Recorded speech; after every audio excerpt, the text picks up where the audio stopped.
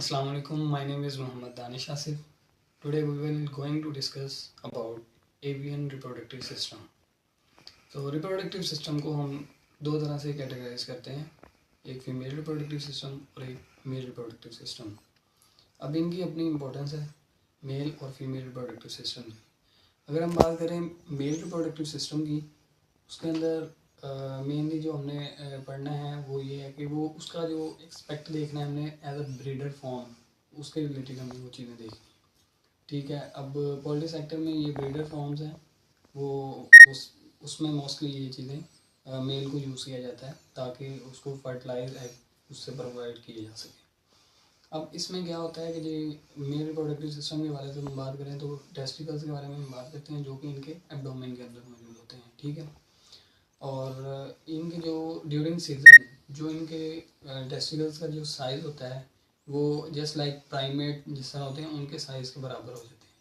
और जब out season में होते हैं तो इनका साइज़ बिल्कुल स्मॉल हो जाता है, जस्ट लाइक एक बीन की तरह. ठीक है. अब अगर हम बात करें हम फीमेल रिप्रोडक्टिव सिस्टम में, जो मेच्योरिटी से पहले जो हैन होती है उसमें जो ओवरी होती है वो बोथ साइड भी एक्टिवेट होती है, लाइक राइट ओवरी भी होती है उसमें, लेफ्ट ओवरी भी होती है.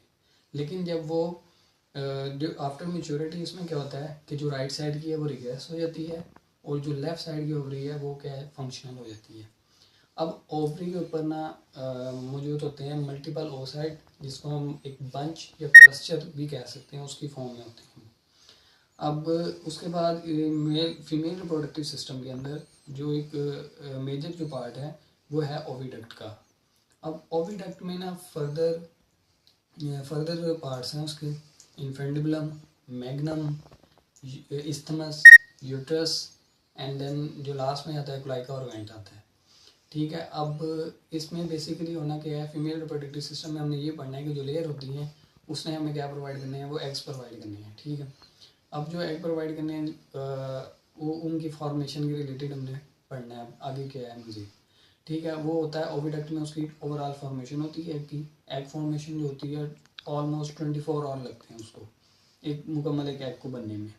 ठीक है. अब उसके अंदर क्या होता है, जो फर्स्ट पार्ट होता है जो इन्फेंडिबुलम, वो एक फनल लाइक स्ट्रक्चर होता है जिसने क्या करना होता है, उस ओवरी को क्या है ग्रैब किया होता है या ओवरलैप किया होता है. उसमें क्या होता है कि जैसे ही यॉक रिलीज होती है वो क्या करती है, उसको ग्रैब करती है और उसको ओविडक्ट के अंदर ले जाती है.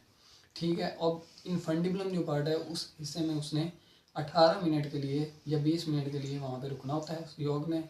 देन उसके बाद उसने नेक्स्ट पार्ट जो उसका मैग्नम है उसके अंदर मूव कर जाना होता है. अब मैग्नम में क्या होना है, वहाँ पे एल्बुमिन जो प्रोटीन होती है, वाइट प्रोटीन होती है, वो ऐड होनी होती है. जब वो वाइट प्रोटीन ऐड हो जाएगी उधर वो सर्वाइव करेगा 3 घंटे के लिए वहाँ पे स्टे करेगा. ठीक है. देन उसके बाद फिर उसने नेक्स्ट पार्ट जो होता है उसका जो इस्थमस होती है जहाँ पे शेल मेम्ब्रेन बनती है, 2 शेल मेम्ब्रेन बनती हैं जो एग के ऊपर. ठीक है. वहाँ पे फॉर्मेशन होगी एग शेल मेम्ब्रेन की. जब वो शेल मेम्ब्रेन बन जाएगी वहाँ पे 2 से 3 घंटे का स्टे के बाद देन वो मूव कर जाएगा नेक्स्ट पार्ट जो ओविडक्ट का है जिसको हम कहते हैं यूट्रस. यूट्रस के अंदर क्या है कि शेल बनना होता है.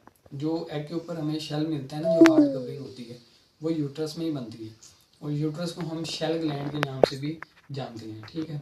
अब बेसिकली यूट्रस का जो फंक्शन है वो डिपेंड करता है डाइट्री कैल्शियम के ऊपर.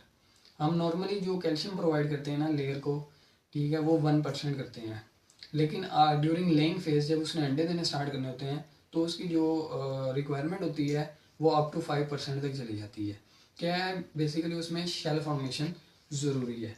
ठीक है. शेल फॉर्मेशन नहीं होगी, एग शेललेस एग आएंगे जो कि पेरिटोनियम में पेनिट्रेट करेंगे, उससे पेरिटोनाइटिस होगी और बर्ड एक्सपायर हो सकता है.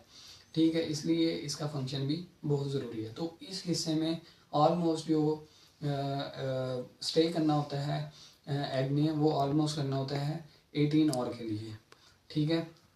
देन उसके बाद अगर हम फिर वो वहाँ से फॉर्मेशन हुई एग शेल की, देन वो कोलाइका में चला गया, वहाँ पे कोई 10 से 15 मिनट स्टे करेगा. देन उसके बाद वेंट के थ्रू वो बाहर आ जाएगा.